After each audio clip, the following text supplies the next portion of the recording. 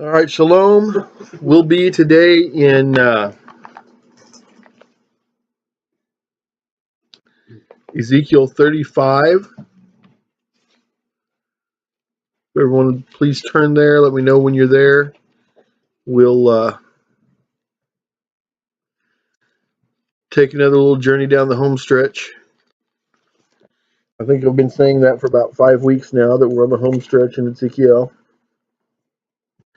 I don't want you to think that I'm eager to be done with this teaching, but I distinctly remember when I was talking to Elohim about what he wanted me to teach next, and he kept putting Ezekiel on my heart, and I was like, why? Because for me, this was if not then one of the most difficult books for me to ever study when I was studying for ministry. So,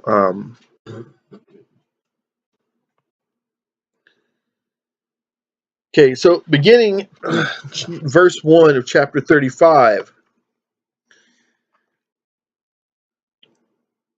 The word of Yehovah came to me. O mortal, set your face against Mount Seir and prophesy against it. Mount Seir.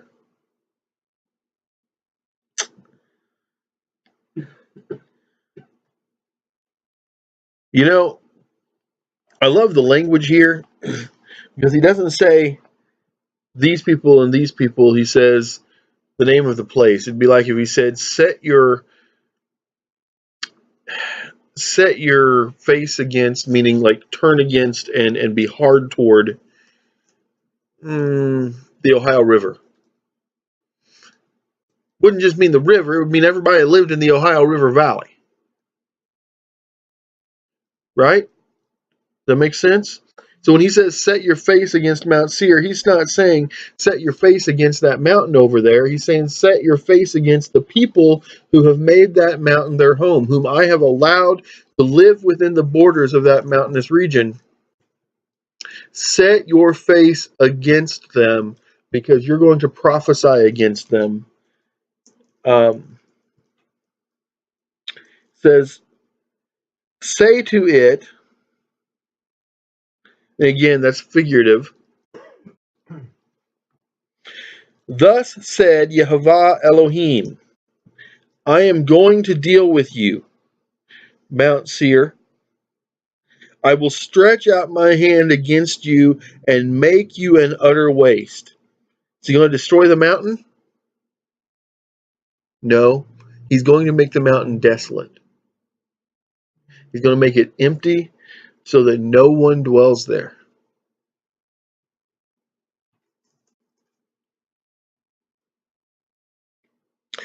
I will turn your towns into ruins, and you shall be a desolation.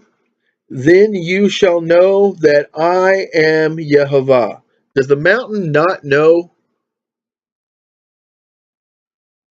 Not saying that a mountain can consciously know something, but does the mountain need to have it proven to it who he is? No. We have to read the poetic language. I was so touched by a story Brother Melech told me where some elders from a church argued with him and told him the Bible is not poetic, and he steadfastly believed that it is. And I believe so much of Scripture is poetic, and we have to read it that way and with that heart and with that mind to understand what's being said. So here, the people of Mount Seir are going to learn who he is. Because you harbored an ancient hatred and handed the people of Yisrael over to the sword in their time of calamity. So the people of this mountain region, remember we were talking in the Genesis study earlier about people passing on names in that chapter, reminding their children of where they came from, reminding their children which of the 72 nations they were from and which son of Noah they descended from. And there was a hatred a bitterness between the sons of Shem and the sons of Ham. By sons there, I mean the generations descending from them. There was a bitterness because the curse upon the son of Ham was that he would be involved in the preparation of everything for the sons of Shem. And we see that in his son Canaan, and we see that in his son Mitzrayim, how they were part of the preparatory process of that. But they harbored part of that ancient hatred. It says they handed them over for calamities in the time of trouble. Assuredly, as I live, declares Yehovah Elohim, I will doom you with blood. Blood shall pursue you. I swear that for your bloodthirsty hatred, blood shall pursue you. I will make Mount Seir an utter waste, and I will keep all passers-by away from it. I will cover its mountains with the slain. So we're not talking about just the Mount Seir. We're talking about the mountain region, just like I said, around it. The smaller mountains around it are included in this, just like if he said the Ohio River today, he would talk about the valley that it runs through. Men slain by the sword shall lie on your hills, in your valleys, and in all your watercourses. I will make you a desolation for all time. Your towns shall never be inhabited, and you shall know that I am Yehovah. Now let's think about this. For all time, it will be a desolation. For all time. Remember the rule about all? All means all, and what? That's all means. If we think all means something else, we start getting very sketchy in our understanding of Scripture, and that's when we start getting into false doctrines like dispensationalism. Okay? When we say it says the word is for all time, it means all time. When it says for all generations, it means for all generations. When it says this commandment will be with you always, it doesn't mean sometimes. Okay? And he specifically says that this curse upon Mount Seir and its region is for all time. And what that tells me, and I never thought about this before until I was studying on it for this teaching today. That means when the world is consumed and made new. Okay, I know a lot of English translations say the old world passed away and there's a new earth. Okay, but if you read the Greek, well, the Hebrew too, if you read the Hebrew in Isaiah, the Greek in Revelation, it says that it is made new, like it's reborn, just like we're reborn again when we become believers. Okay, so the sin is consumed and what's left over is pure. Even in that time, because it doesn't say until the great and terrible day of Yehovah. It says for all time. And so just like the commandments, the mitzvot are for all time to be our connections with him, in the same way, the mountains of the Seir region will be vacated and abandoned even when the earth is renewed. Now, I don't know what that's going to look like exactly. I don't know if that means we won't be allowed to walk through it. Okay, I'm not saying it's going to be that extreme, but it will not be a populated region in the way that most of the earth then will be.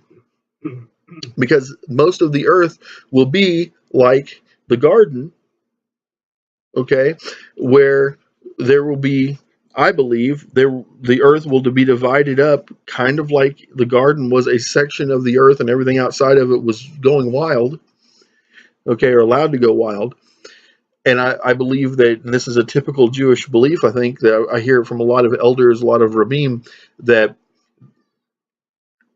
eventually, even though they had not conceived by the time they were kicked out of the garden, eventually the first ancestors would have conceived, and those children would have gone out and cultivated other parts of the earth until the entire earth was cared for and cultivated. That was part of the divine plan.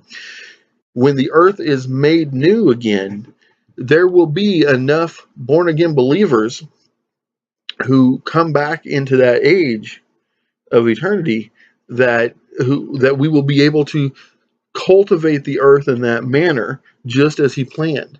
Okay, but I believe, now that I've done a deeper study on this, preparing for today, I believe that even if the rest of the earth is cultivated, this part where Mount Seir is will not be inhabited.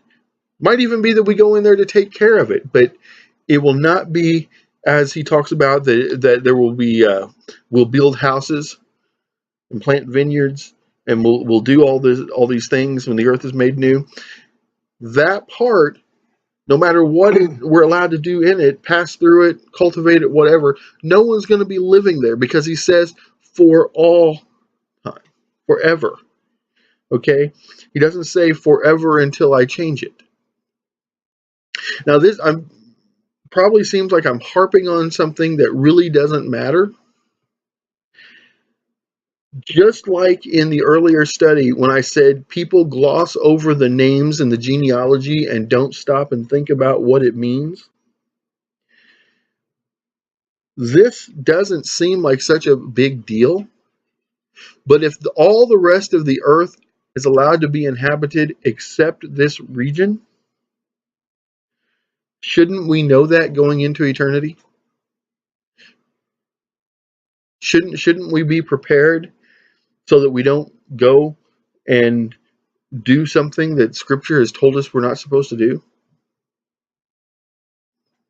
If everything in Scripture, all the Shabbatim, the Shabbat, the all the Modim, everything that we do is, kashrut, everything is a rehearsal. Okay, he tells us that we're rehearsing what we're going to do in eternity. Okay, everything we commanded to do is a rehearsal. Does that not mean that everything we're commanded not to do is a rehearsal? And not doing what he tells us not to do is just as important as doing what he tells us to do.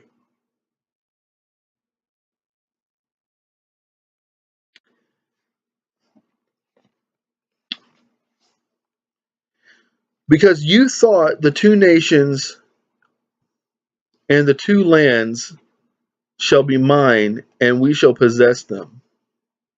Although Yehovah was there, assuredly, as I live, declares Yehovah Elohim, I will act with the same anger and passion that you acted with in your hatred of them. So, the two lands, the two nations. People debate what this means. I think it's pretty simple. Okay, I think he's talking about the nation of Judah and the nation of Israel, the divided kingdom. Okay, that in their division, the people of Mount Seir said, they're weakened by their division. We're going to exact some judgment on them ourselves, and we're going to take the bounty of both countries.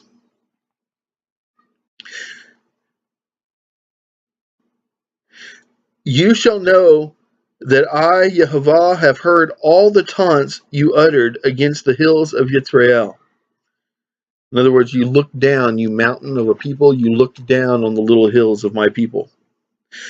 They have been laid waste, they have been given up to us, or given to us as prey. That's what they were saying. And you spoke arrogantly against me, and multiplied your words against me. I have heard it. So he said, you know what? I may not be your Elohim, but I am the Elohim. You spoke words against me because you thought your pagan idols were blessing you so well. we're giving you power and victory over Israel, that you spoke against me. Now, how many times have we seen this in Ezekiel? I think this is probably the book of scripture that spells this out the best. Nothing that he does, no matter how he blesses us, is supposed to glorify us. Everything he does as a blessing to us is supposed to glorify him. And if we do not live in a manner which is worthy of him giving blessings to us, then he will pour out cursings on us, and that will also glorify him. Okay? But in this case, he was allowing the neighboring nations to be a tool of judgment against Yisrael to correct us. But when that correction period was over, he said, now, I've allowed you to be the tool that I use to correct my children, but you are not my children. And I am going to pour out judgment on you, and it's going to be every bit as bad as what you did to my children.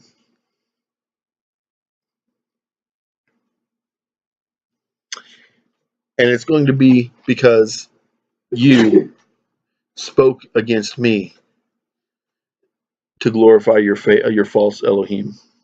Thus said Yehovah Elohim, when the whole earth rejoices, I will make you a desolation. Wow. Okay.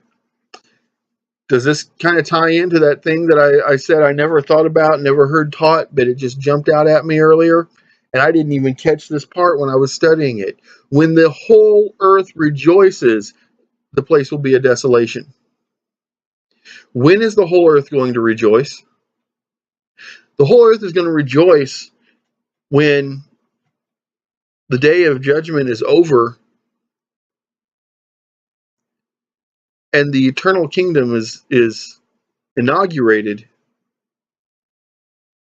and we all get, everyone who's still alive or who has been given that new life is able to go forth to Jerusalem and worship him in the manner that he has always told us to worship him, in spirit and in truth,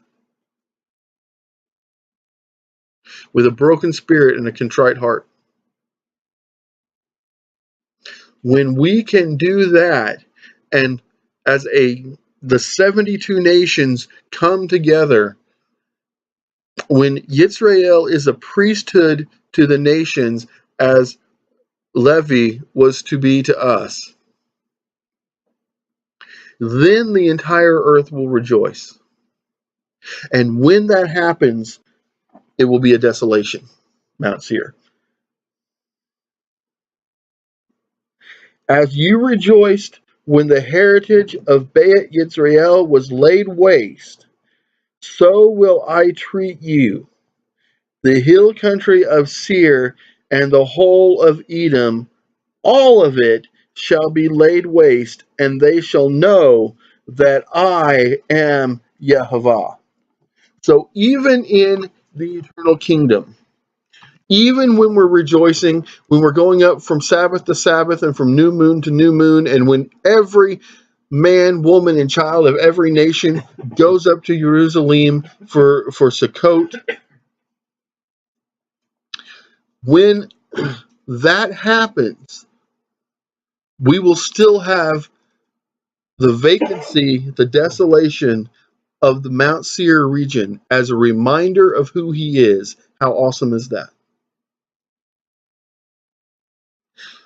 And as awesome as it is, and as amazing as trying to wrap my brain around it, and I'm seeing this, I'm wondering why in all the years that I've studied the Word, all the times I've been through this book, I never saw that, and yet it's as plain as day.